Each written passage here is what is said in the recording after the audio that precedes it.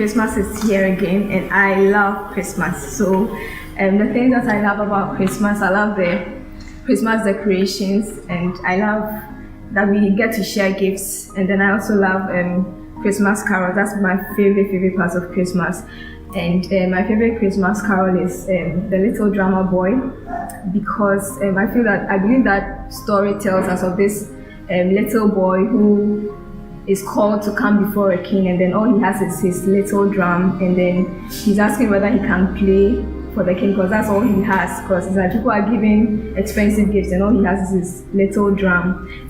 I like that carol because I believe that one way or the other it tells of us as even believers that Christmas is a time and a season to remind us of the gift that God has given to us, which is Christ, and we have all been called to come before Him, even just as we are, like the little drummer boy. And you may have little in your hands, or you may have virtually nothing in your hand, but then He's calling all of us to come to Him, and no matter how little whatever you're having is, He appreciates you, and then He loves you even for who you are. So I really love that Christmas carol. But then I think one thing I have a problem with is when people wish me Merry Xmas. I prefer you wish me Merry Christmas, because that's the reason for the season. It's about Christ. So we are not just eating toffees, we are not just celebrating with no reason, but then there's a reason for the season, and that is Christ. Let's keep the focus and let's have a Merry Christmas. Merry Christmas to you all. Beloved in the Lord, my name is Charlotte Ajano Toko. Christmas is here again, and the part I love about Christmas is that families are going to get together, friends are coming over to celebrate and make merry. And of course, this year has been an interesting year. Everybody would have a story to tell. Every family member would have another interesting story to tell. But while we share the stories of the year, let us not forget to share the story of our baby Jesus. He's the very essence of this whole celebration. He's God's greatest gift to humanity. Let's tell the world how He has the government upon His shoulders. Let's tell the world that He is wonderful. Let's tell our friends that He is the counselor, that He is the mighty God, the everlasting Father, and that He is the Prince of Peace. Merry Christmas, friends and family. Every year we celebrate Christmas. Every year we try to do something that is more meaningful, something that is quite special, something that has the it factor, something extraordinary. And so hence we have the tendency to do more, spend more, party more, have a lot more fun. Have you sat down to think or asked yourself how the carpenter's son would have spent Christmas? Do you think he would have rushed from event to event, or maybe perhaps spent more money on stuff that people didn't even need, or he would have spent more time with the people that were around him and spent less in order to give more? I mean, think of it. What is Christmas to you? For me, I like to take my cues from the people who first encountered the birth of Jesus Christ. So let's start with Zechariah and Elizabeth.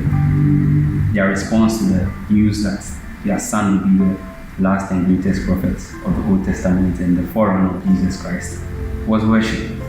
Mary, on the other hand, in response to the news that she would conceive a child who would come and save this world, but would have to go through the shame of being a teenage or a young girl who was to be betrothed to somebody and yet was pregnant before, all the shame and humiliation that came with it, and maybe the possible loss of even the love of her life, or maybe the shepherds who were watching their flocks by night. They also responded to the news with worship, or the Magi who had spent their years on this earth in search of their newborn king, or the angels, even in heaven. Gloria in excelsis Deo, glory in the highest. So what if Christmas would be more like Jesus? What if you thought less about yourself and thought more about other people? What if worship was more perfect than a perfect Christmas? It's not about the pretty gifts and the parties and everything that we have needed. It's not about the baby Jesus lying helplessly in a manger. Less means more. A baby was nature's gift to humanity, a world that was undeserving and perilous. Less spending and more giving this Christmas.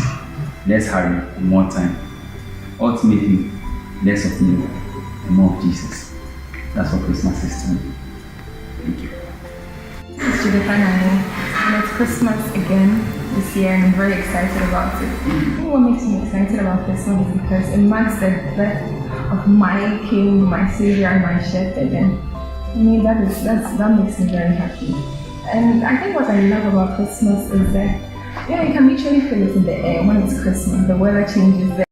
When you're in town, people are all over trying to buy things to send home, to enjoy, trying to, get food in and go home and enjoy some quality family time together. To me, that's priceless. And for me, my home, we are, quite a lot. And so we all come around, everybody comes home, and then we cook together, we eat together, we watch TV, some of these Christmas movies together. You spend quality time, and that is very amazing for me. And yeah, so I think Christmas coming excites me.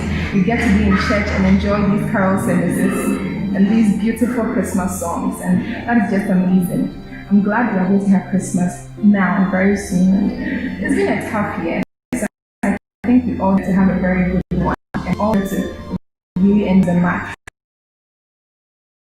Thank you, Christmas.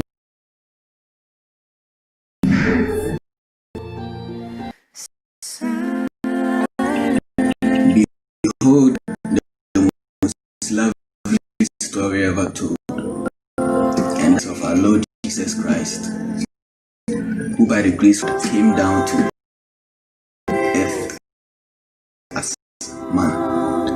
And this story is about truth and hope.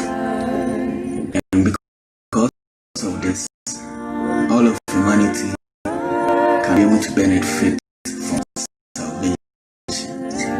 Without it, there will be no hope of heaven. So, on this festival occasion, even though we are in a celebratory mode, we should all be able to still make Jesus Christ the center of focus in this full occasion. Merry Christmas. Shalom, family members, loved ones, and friends. I'd like to discuss with you why we celebrate Christmas. We all know Christmas is undoubtedly one of the most joyful occasions celebrated worldwide, whereby family members, friends, and come to Christmas. They find Christmas show us before God and see.